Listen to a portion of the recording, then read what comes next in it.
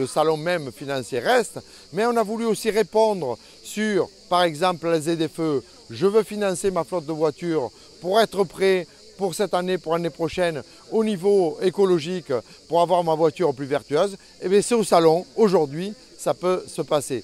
Je veux répondre à la RT 2020, je veux rendre mon bâtiment aux normes au niveau écologique. C'est aussi au salon aujourd'hui de Transition Invest. C'est tout cela, répondre aux enjeux de demain, et la Chambre de commerce se doit, pour ces chefs d'entreprise, d'être en avance sur la totalité des thématiques qui se développent sur les territoires.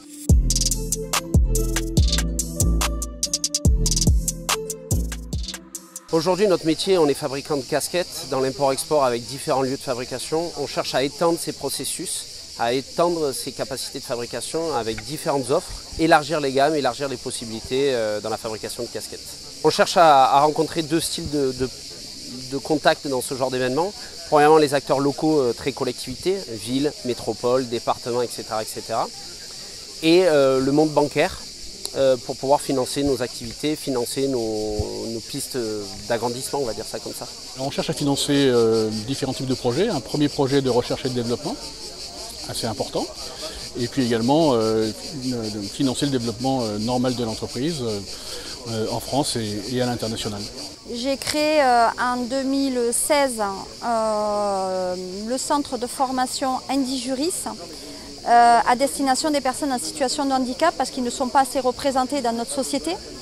Et si je suis venue aujourd'hui à ce salon qui est proposé par la CCI pour trouver effectivement un axe de financement mais de développement de ma structure.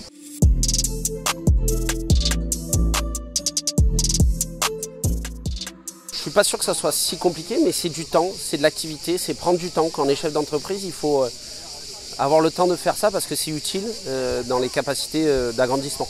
Aujourd'hui, on a la chance en France d'avoir des sources de financement importantes. Par contre, c'est vrai qu'il y a beaucoup de guichets, il y a beaucoup d'abrégés, beaucoup de guichets, donc c'est très difficile de s'y retrouver, effectivement, de trouver les bons conseils pour réussir ses investissements et son financement. C'est pas simple, parce qu'il y a beaucoup d'offres. Trouver celle qui va correspondre à la mienne, à mon choix, ça va être difficile, mais je pense qu'on est bien entouré avec des bons partenaires, des bonnes banques, et on est là aussi pour trouver les meilleurs conseils aussi, pour passer, on va dire, de l'ombre à la lumière.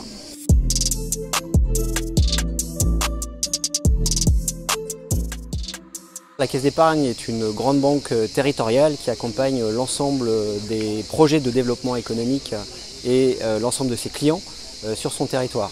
Ce salon Transition Invest 2022 est un événement à ne pas manquer. Nous y accueillons nos clients professionnels et entreprises. C'est également pour nous l'occasion d'entendre un certain nombre de projets, des projets de transition.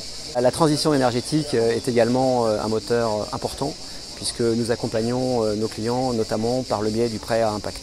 Les enjeux de transition, c'est des enjeux qui ne concernent pas que les grandes entreprises.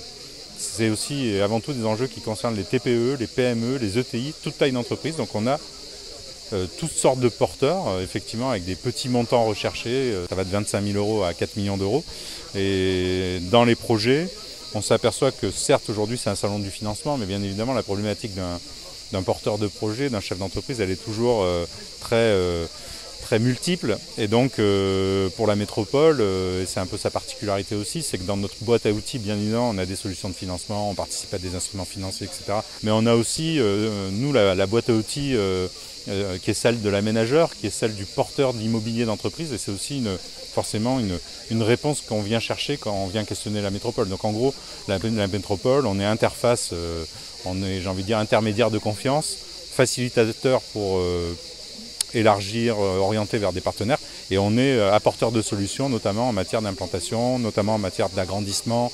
Forcément, quand il y a des caps de croissance, il y a des questions aussi d'atterrissage immobilier qui se posent, donc on est au cœur de ces sujets.